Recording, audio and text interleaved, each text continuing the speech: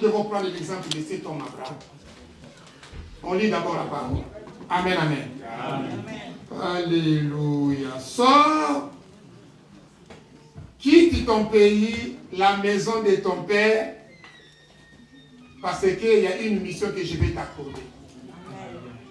Genèse 12, 1 à 3, je ne vais pas lire tout, mais l'essentiel c'est ça. Amen. Sors, quitte ton pays, la maison de tes parents, pour une mission que j'ai pour toi. Amen. Alors pourquoi Dieu veut simplement que Abraham sorte? Tu ne peux pas le bénir chez lui? Et choquer mon tout le monde, c'est 30 ans dans que ça ne choque pas, que je choque personne qui a 30 ans et qui est encore chez toi. Je vais juste seulement parler. Je ne parle pas de toi. C'est le thème qu'on m'a donné à Abraham Bima. Sors. Sors. Ici, je vois que tu ne peux pas être béni. Quitte ta famille. Ici, on ne dit pas que non, tu quittes ta maison, tes parents pour les rappeler les sorciers. Non, nous sommes en évangile. Nous, on n'est pas de cet évangile-là. Nous, non, nous, on ne prêche pas comme ça. Amen. Il y a une mission que Dieu dit à Abraham de sortir. Mais ce n'est pas que non, ta mère est sorcière, ton père sorcier, ouais, tes frères aussi se moquent de toi, ils te critiquent. Amen. Tu vas détruire les familles pour rien. C'était pour une mission. Amen. Genèse 12, 15, 22. Et tout ça, c'est dans ces versets-là. 15.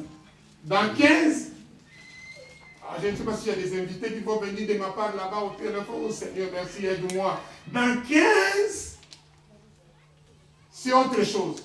Dans 22, c'est autre chose. D'abord, ce qu'on peut retenir par cette sortie d'Abraham, l'obéissance. Dis à ton voisin l'obéissance. L'obéissance. Rien qu'il était en Mésopotamie. Mésopotamie, on peut décrire ça côté de l'Irak. Mais Dieu est allé voir quelqu'un là-bas pour lui dire que Yone Moutuna au salé. Ouais, c'est avec toi que je vais faire quelque chose. Il ne faut pas minimiser quelqu'un dans la vie. Amen. Jamais il ne faut pas. Le Seigneur lui, tu vas sortir. Maintenant 15. 12, c'est quitte. Obéis d'abord de quitter. Obéis d'abord de quitter. En Allemagne, j'ai dit à l'église des frères adorateurs où je dirige comme berger par la grâce, nous allons célébrer 20 ans de l'église cette année. L'homme de Dieu sera là. En mars, mais août. Tu viens en mars, mais tu viendras encore en août. 20 ans, l'église des vrais adorateurs par la grâce. Ce n'est pas facile, mais le Seigneur vous fait grâce. Amen. Moi, j'ai quitté Congo-Kinshasa à l'âge de 23 ans. Sors, on parle toujours de sorties. Ézéchiel Bima, papa et maman étaient là. Ézéchiel sort. Ézéchiel, tu vas sortir. Tu regardes papa, tu regardes maman, tu dis, oh, 23 ans. À 23 ans, à cette époque-là, pas de travail. Tu ne laisses pas l'argent pour manger aussi à la maison. Rien, je dis rien. Je crois 2 ou 3 pantalons, je dis rien. 23 ans de cette époque-là, sourire aux joies qui va là, ça va. Si toi tu as eu l'argent à cette époque-là, ça va. Mais nous, dans notre époque, 23 ans, rien. Arrivé au Nigeria, que c'était une mission. Accepter Jésus comme Seigneur et Sauveur. Et arriver en Allemagne à l'âge de 25 ans. Amen. Nous suivons les traces d'Abraham. Il y a d'autres qui sont sortis à Angola. Nous, c'était Nigeria. D'autres Cameroun. Bima Kaka. Sors seulement. D'autres qui sont nés ici. C'est bien aussi. Peut-être que si tu es né ici, attention d'habiter avec tes parents à l'âge de 40 ans. Amen. Nabandeli. Peut-être que tu es né ici. Ce n'est pas bien d'habiter avec les parents à l'âge de 40 ans. Peut-être que si c'est lui-même, tu es en haut, gloire à Dieu. Mais toujours, les Allemands disent tous ensemble, ce n'est pas bien. Bima. C'est pour ta bénédiction. Amen. Amen. Quelque part, la Bible nous dit, beaucoup de fréquentation va au bailli. Ils vont se fatiguer de toi. Ton père est là, tu es là à 30 ans, 35 ans, 40 ans. Ta mère est là, tu es là à 40 ans. Je parle à quelqu'un, je crois. Amen. Ça peut t'encourager. Abraham sort. 12. sacrifier. C'était une étape pour cet homme. Moi qui tu me dis de sortir, Seigneur. Tu as prévu quelque chose de bien pour ma vie. Mais c'est quoi ça encore? Tu as dit qu'il faut que je puisse quitter mes parents. Peut-être là-bas j'étais un peu bien. Mais où je vais y aller? Le Seigneur lui dit, lis-nous 15. On va lire 15 rapidement. Alléluia, 15. Chapitre Genèse 15, verset 1. 1 à 5, 1 à 3, à Codita. Après ces événements, la parole de l'Éternel fut adressée à Abraham dans une vision. Et il dit, Abraham, ne crains point, je suis ton bouclier et ta récompense sera très grande. Abraham répondit, Seigneur éternel, que me donneras-tu? Je m'en vais sans enfant et l'héritier de ma maison c'est Eliezer de Damas. Et Abraham dit, voici tu ne m'as pas donné de postérité et celui qui est né dans ma maison sera mon héritier. Alléluia. Amen. Ismaël était là, mais lui dit à Dieu que je n'ai pas d'enfant. Après, quelque part, il commence à dire à Dieu, Seigneur, à 12, j'ai quitté. À 15, parle-moi clair, je veux voir ma situation. Mais bien aimé, si tu ne veux pas passer par les épreuves, tu ne verras non plus la gloire de Dieu. Amen. Il y a des moments où tu passes dans des épreuves. Peut-être que Dieu est en train de te préparer le chemin. Dis à mon tour notre exemple. La vie d'Abraham est un exemple pour nous. 22. Ah, je vais aller rapide. 22, Bité, évangéliste, 22. Verset 1. Non, 22, nous prenons 15 à 17. 15 à 17. L'ange de l'Éternel appela une seconde fois Abraham des cieux et dit, je le jure par moi-même, parole de l'Éternel, parce que tu as fait cela et que tu n'as pas refusé ton fils, ton unique, je te bénirai et je multiplierai ta postérité comme les étoiles du ciel et comme le sable qui est sur le bord de la mer. Et ta postérité possédera la porte de ses ennemis. Amen. Amen. Amen. Ce qui m'a touché, il n'était pas encore béni. Mais Dieu nous montre déjà que tu seras béni, mais les ennemis aussi seront vaincus. Amen. Je dis à quelqu'un, nous avons des ennemis. Nous avons des ennemis. Tu ne vas pas chercher à être ennemi de quelqu'un. Mais tant que Dieu t'a choisi, tu as des ennemis. Amen. Bato ba dongola ka Facebook na yo. Bato ba dongola ka les Seigneur Dieu a dit à Abraham, c'est que j'ai compris, je t'avais dit de quitter ta famille. Après, je t'ai demandé l'unique fils que tu as. Avant, Abraham a dit que Seigneur, Ismaël est là. Le Seigneur dit non, pas Ismaël, Isaac. Tu ne me l'as pas refusé. En bas là, on dit que non, je crois maintenant que tu crains l'Éternel. Amen. Amen. Si Dieu veut te bénir, il va regarder aussi son intérêt. L'intérêt de Dieu. Amen. J'avais promis à Abraham de quitter sa patrie, sa famille. Maintenant, je voulais voir aussi si vraiment il y a l'intérêt que je peux avoir chez cet homme Abraham. Donne-moi ton fils. Place-toi l'un de soi comme papa et soit comme maman. C'est là où ça fait mal aux parents. Dieu te demande quelque chose. J'ai suivi le témoignage. Yes, bien aimé a dit, oh, l'appareil, c'était pas bien, non? Périmé. L'appareil était périmé. Il avait la foi.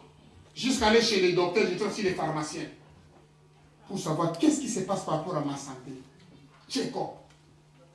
Je veux savoir qu'est-ce qui se passe. C'était la santé ou bien quoi? Ça montrait bien ou bien non? Mais à la fin, c'était quoi? C'est déjà la délivrance, c'est déjà la guérison. Donc, quelqu'un qui pouvait être sûr de son appareil, qui pouvait penser peut-être négativement, il a appelé même son pasteur, oh, que c'était l'appareil qui était périmé. L'élo. Aujourd'hui. Nous avons ça le second là. Je dis à quelqu'un, Dieu va nous bénir. Amen. Abraham, on a demandé Isaac, il n'a pas refusé. il a donné pour tuer l'enfant. Le Seigneur dit, non. Maintenant, je crois que tu m'aimes, tu crains mon nom. Afin que Dieu puisse te bénir, il y a des choses que Dieu veut voir si vraiment tu as la crainte de sa parole. Amen. Sinon, Dieu va bénir tout le monde. Quel est l'intérêt quand tout le monde est béni? D'autres qui sont bénis par les courtes joies. Vous avez place à ma honte, courte joie. Vous entendez, non? Tu vas mener, tu vas la passer, Angola, Kinshasa, courte joie, Nigeria. Les maîtres vont avoir quelque chose. Nous, notre bénédiction, c'est le Seigneur de gloire. Amen. Qui sera dans la joie. Amen. Il y a des conditions.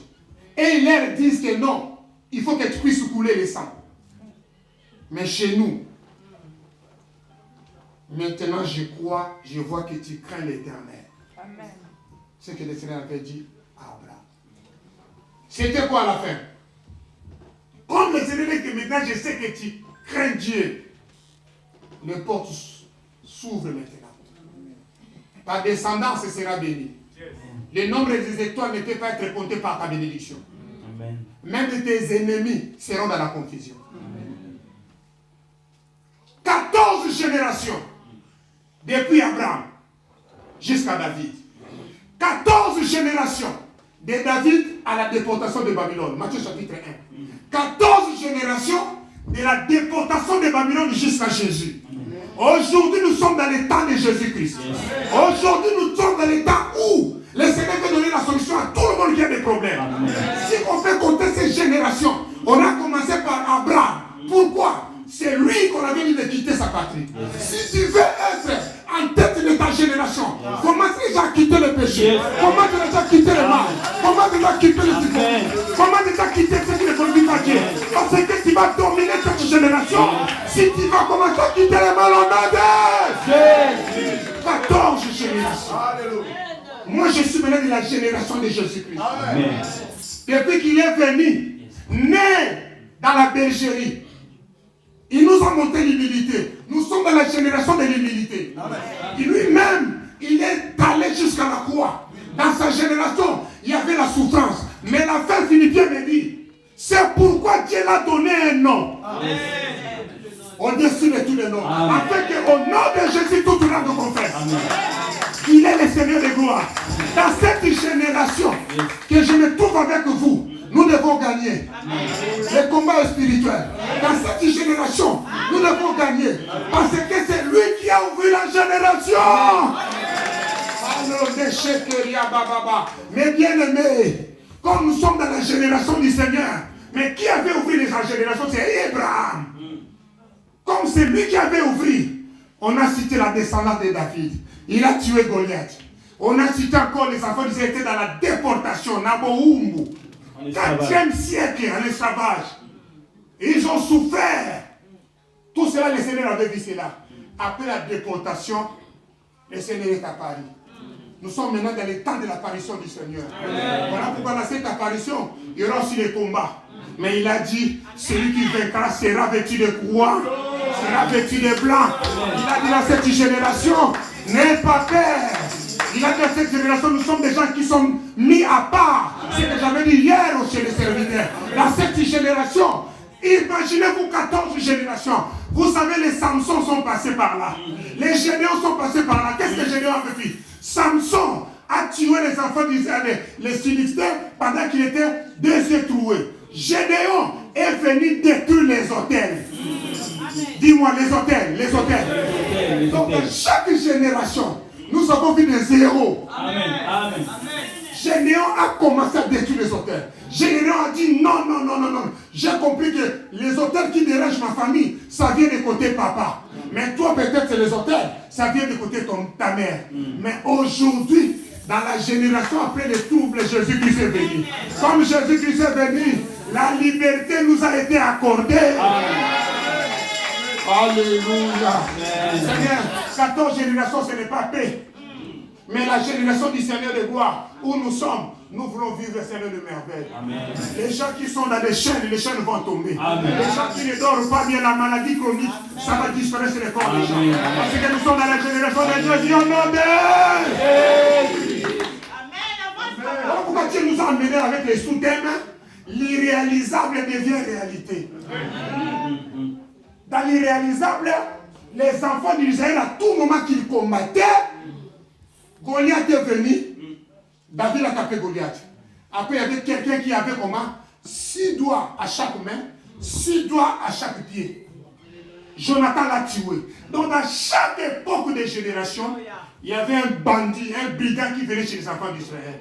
Mais dans la génération du Seigneur, quand il est venu, les aveugles voient, les paralytiques découvrent, il marche.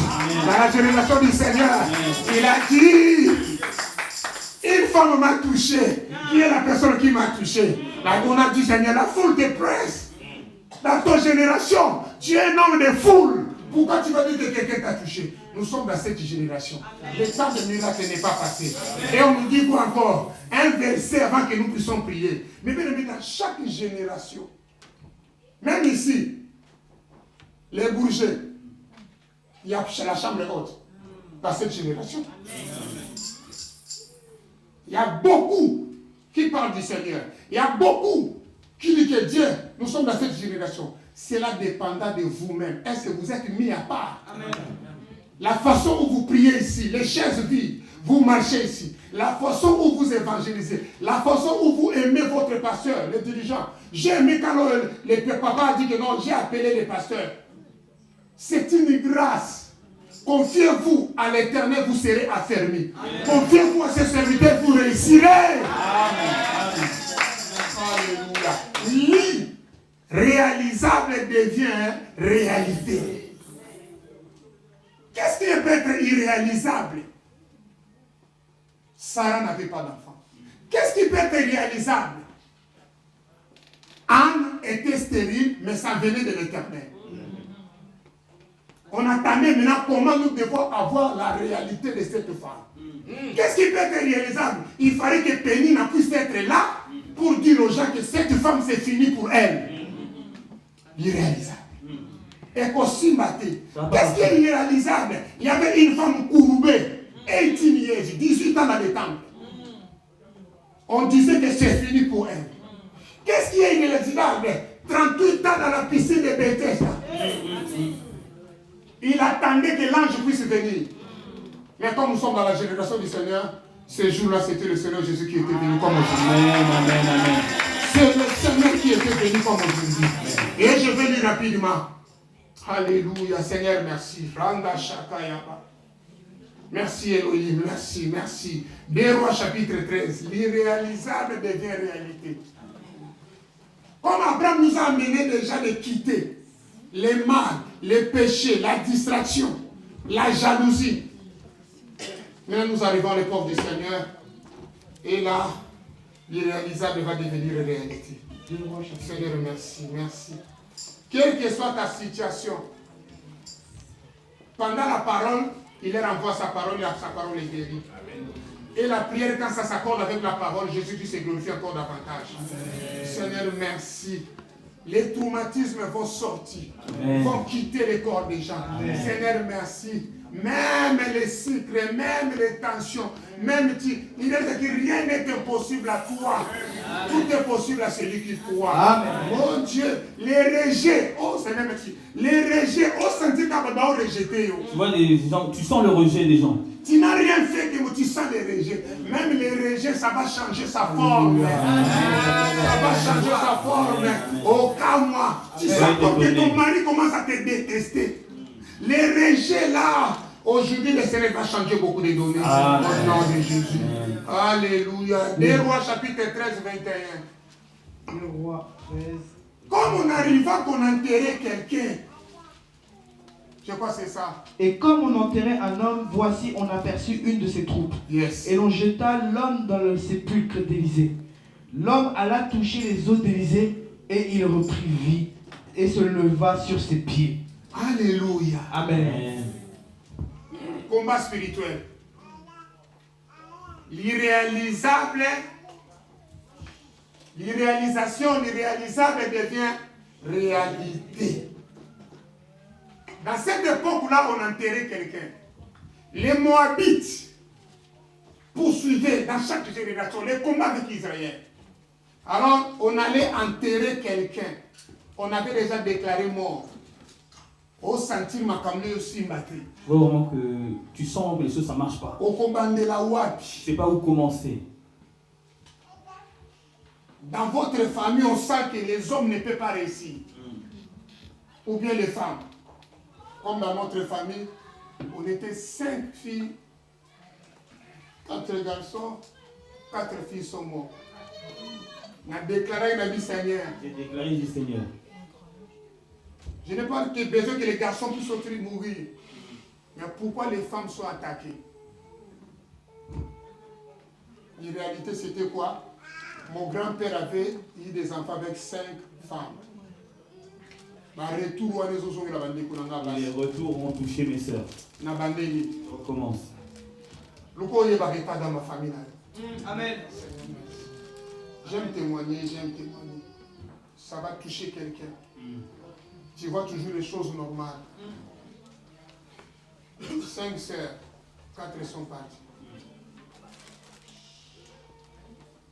Je dis, ah. Et les 4 garçons, nous sommes là. Yes. 3 nous sommes mariés. L'autre n'est pas encore marié. Je prie pour son mariage. Je crois toujours. Amen. Amen, amen. Amen. Je vois que les gens sont calmes. Peut-être que tu vas commencer à réfléchir, à faire une introspection par rapport à ta famille. Amen. Je dis, ah, c'est quoi? On avait enterré un cousin, ça fait longtemps. 5 ans comme ça, 6 ans. On me dit que, ah, tu ne sais pas que ton grand-père avait des enfants avec 10 femmes. Ah bon? La 10e femme, c'était sa servante ou domestique. Ah, mais on risque d'hériter un mot. On risque même d'hériter ça. J'ai sauté cela au nom de Jésus. Amen. Et maintenant, j'ai commencé maintenant à prier à partir de moi, les gens qui sont de ma génération, jusqu'à nos enfants et nos petits-enfants qui vont venir. Pour nous aller dans le côté. Parce que je ne suis pas encore grand-père. Mais pas Ibazan à Saint-Abraham. Et pas Ibazali à Lola. Là où ils sont.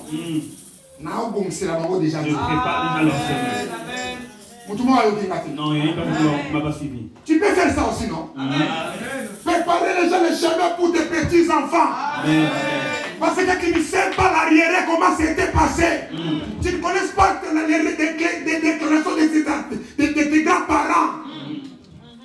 Quand moi j'ai saisi cela, j'ai dit non, à partir de moi, vous qui êtes avec moi, Dieu vous protège. Amen. À partir de mon premier fils béni, il est comme moi un peu.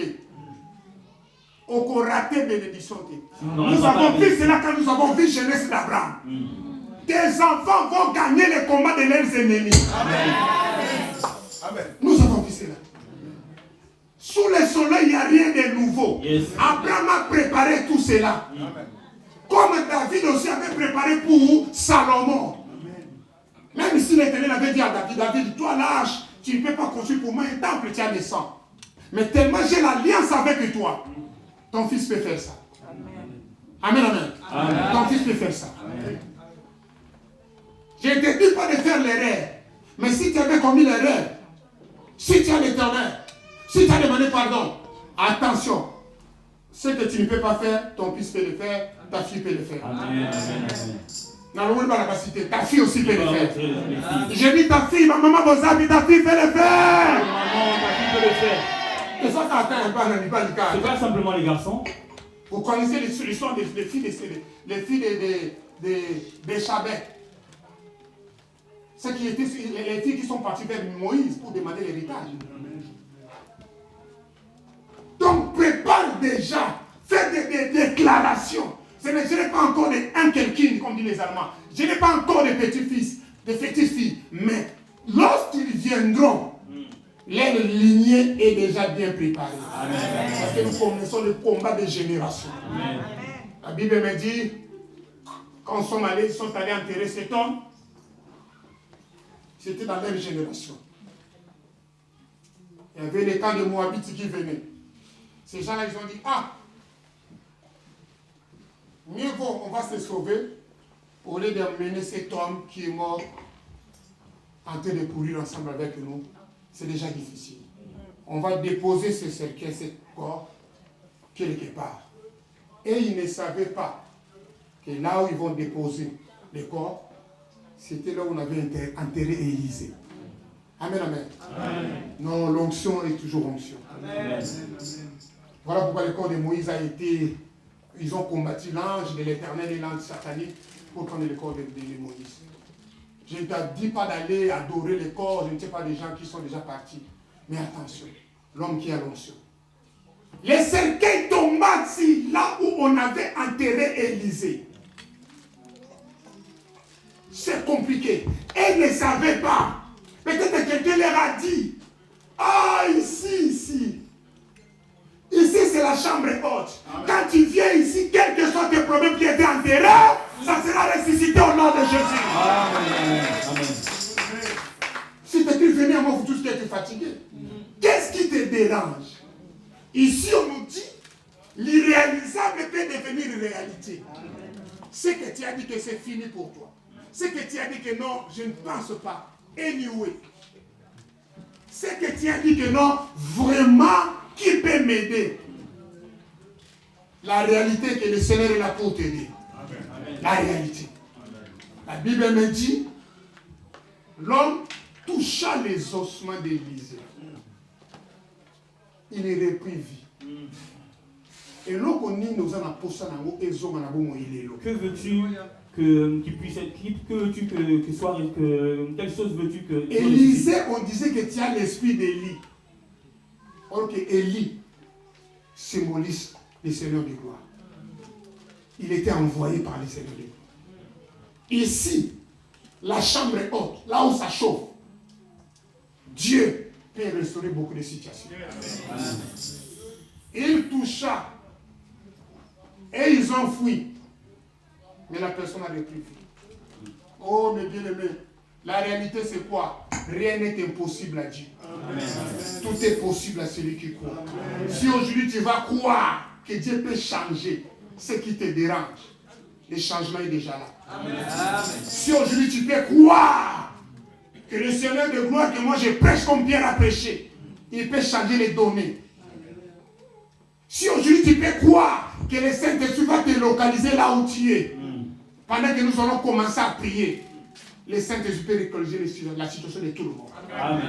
Et personne ne va sortir dans ces lieux sans être touché, sans recevoir quelque chose de la part du Seigneur. Amen. 14 générations après, il fallait que le Seigneur de gloire puisse venir. On n'attend pas d'autres générations. On attend cette génération de la fin qui va nous amener que Christ puisse revenir. Amen. Cette génération ne passera point afin que l'accomplissement de toutes choses. Ça, c'est la génération des miracles. Ça, c'est la génération des combats spirituels parce que ça prépare. Voilà pourquoi il avait dit, avant que je puisse venir, il faut que mon église puisse être niride, sans tâche. Amen. Spirituellement, physiquement en bonne santé, sans tâche, on prospère à tous égards. Niride. On se prépare déjà pour arranger l'église par rapport à notre conduite, l'amour, la paix, la vie de prière.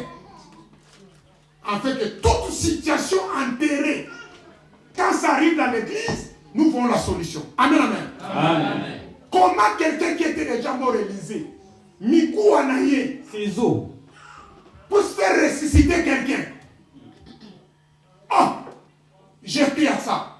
Je crois au miracle. Amen. Et maintenant, nous, je suis vivant. Je parle du Seigneur de gloire. Comment les gens ne peuvent pas trouver la solution au nom des gens? Nabandeli.